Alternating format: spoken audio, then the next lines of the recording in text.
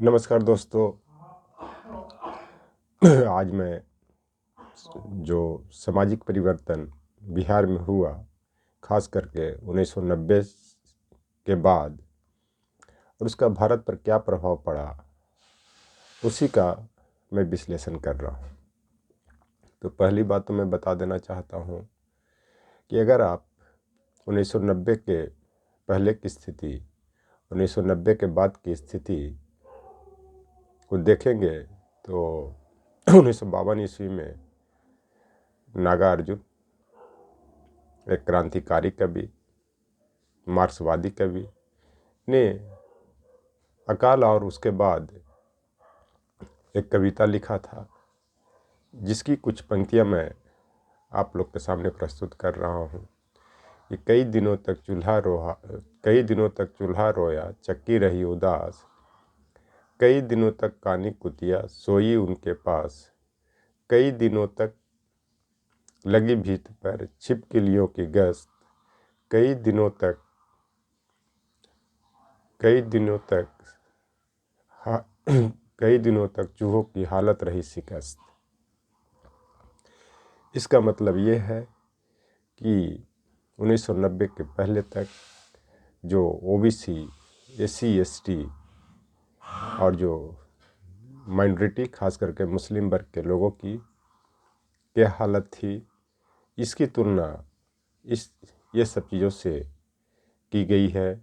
चूल्हा से, चक्की से, कानी कुतिया से, छिपकलियों से, कि इतनी हालत ख़राब थी इस कम्युनिटी की कि उनका स्थिति छिपकली, कुत्ता से की गई, चूहों से की गई, क्योंकि उस समय अकाल ही पड़ते थे। बहुत तरह तरह की परेशानियां थी। जमींदारी प्रथा ठीक से समाप्त हुई नहीं थी। जर जोरू जमीन सब दबंगों के हाथ में था, सवर्णों के हाथ में था। लेकिन 1990 के बाद स्थिति बदलने लगती है। ये कहा जाए तो 1980 के दशक से ही इसका प्रारंभ हो जाता है, क्योंकि उस दौर में आपका बिनेश्वरी प्रसाद मंडल, काशीराम जी, स्वर्गीय मुलायम सिंह यादव जी, स्वर्गीय शरद यादव जी, लालू प्रसाद यादव जी, करुणानिधि, अशोक गहलोत जैसे लीडर को देख सकते हैं। और 1990 आते आते बिहार में जो सत्ता परिवर्तन होता है, जो माननीय लालू प्रसाद यादव जी के नेतृत्व में बिहार में जनता दल की सरकार बनती है, वहीं से इस सामाजिक परिवर्तन होना शुरू हो जाता है। और ओबीसी, एससी, एसटी और माइनॉरिटी के लोग दबंगों का विरोध करना शुरू कर देते हैं, जिसके कारण आज ये जो माननीय प्रधानमंत्री जी, माननीय गृह मंत्री जो नरेंद्र मोदी जी और अमित शाह जी हैं, वो जंगल राज की बात करते हैं। लेकिन ये सामाजिक, आर्थिक, राजनीतिक परिवर्तन का वाहक है, जिसे उदाहरण मैं क्रांतिकारी कवि सूर्यकांत त्रिपाठी निराला के कविता कुकुरमुत्ते के 2-3 पंक्तियों से मैं इसे साबित कर रहा हूँ कि जो उन्होंने 1942 में लिखा था, जो अंग्रेज ये दबंगों के प्रतीक थे, जो भारतीयों का शोषण कर रहे थे, वो भी खास करके ओबीसी, एससी, एसटी, माइनॉरिटी का ही शोषण कर रहे थे। तो कुकुरमुत्ता में ही गुलाब को प्रतीक बना करके वो कहते हैं, अबे सुन बे गुलाब भूल मत तू पाई, खुशबू रंगो आब, खून चूसा खाद का तूने अशिष्ट, डाल पर इतराता है कैपिटलिस्ट। ये जो कुकुरमुत्ता है, ये ओबीसी, एससी, एसटी, माइनॉरिटी का प्रतीक है।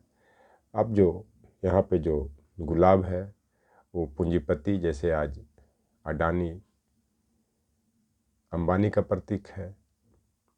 कैपिटलिस्ट यहाँ पे शासक वर्ग भी है जिसके हाथ में देश की बागडोर है, जो सत्ता संभाल रहा है। उसका विरोध हुए कुकुरमुत्ता के द्वारा करते हैं। उसी तरह से 1990 के बाद उस समय के लीडर महात्मा गांधी, बाबा साहेब भीमराव अम्बेडकर, ये सब हुआ करते थे।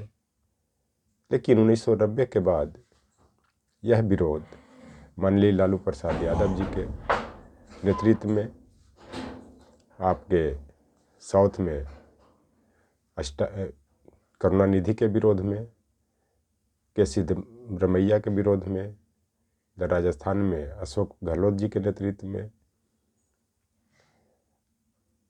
फिर स्वर्गीय मुलायम सिंह यादव जी, स्वर्गीय शरद प्रसाद यादव जी के नेतृत्व में ये कैपिटलिस्ट का जो दबंग लोग हैं उनका विरोध होना शुरू हो जाता है। जिसके बाद बिहार में जो सत्ता परिवर्तन होता है उसका असर आपको भारत में भी देखने को मिलने लगता है, जिसका प्रमाण यह है कि उत्तर प्रदेश में स्वर्गीय मुलायम सिंह यादव जी 90 के बाद मुख्यमंत्री बनते हैं, मायावती जी भी मुख्यमंत्री बनते हैं।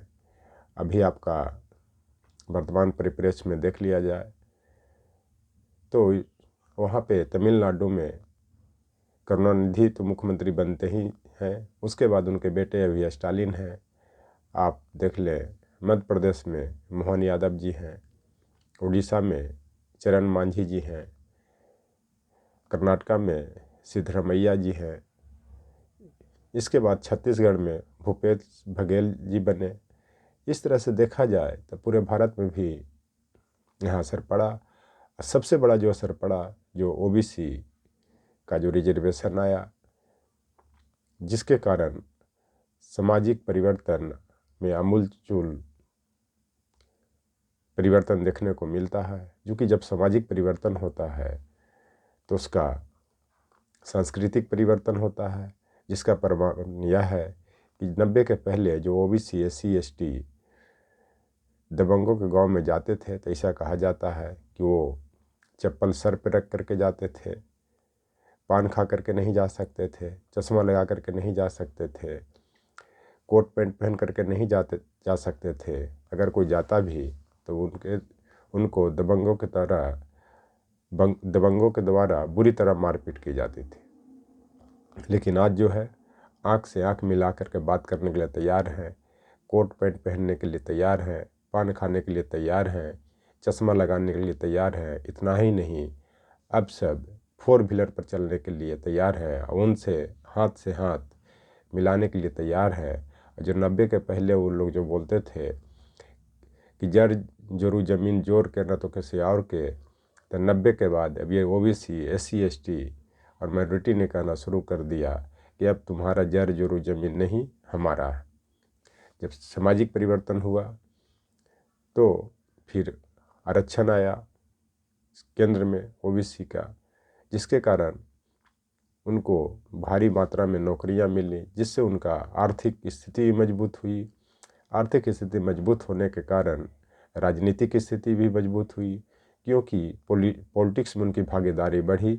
चूँकि इलेक्शन लड़ने के लिए, इलेक्शन में भागीदारी करने के लिए, अपने लीडर को मजबूत करने के लिए धन की ज़रूरत होती है, जिसकी भरपाई ओबीसी आरक्षण ने किया। इस तरह से देखा जाए तो सामाजिक, आर्थिक, राजनीतिक और सांस्कृतिक परिवर्तन हुआ जो 90 के बाद देखने को मिला। तो इस संदर्भ में जो नागार्जुन की कविता अकाल और उसके बाद, और सूर्यकांत त्रिपाठी निराला जी की कविता कुकुरमुत्ता देखा जाए तो ये सही साबित होता है। और एक तरह से ये जो 2 कविताएं लिखी गई वो कहीं न कहीं सामाजिक परिवर्तन, आर्थिक परिवर्तन, राजनीतिक परिवर्तन एवं सांस्कृतिक परिवर्तन को दिखाता है। थैंक्स।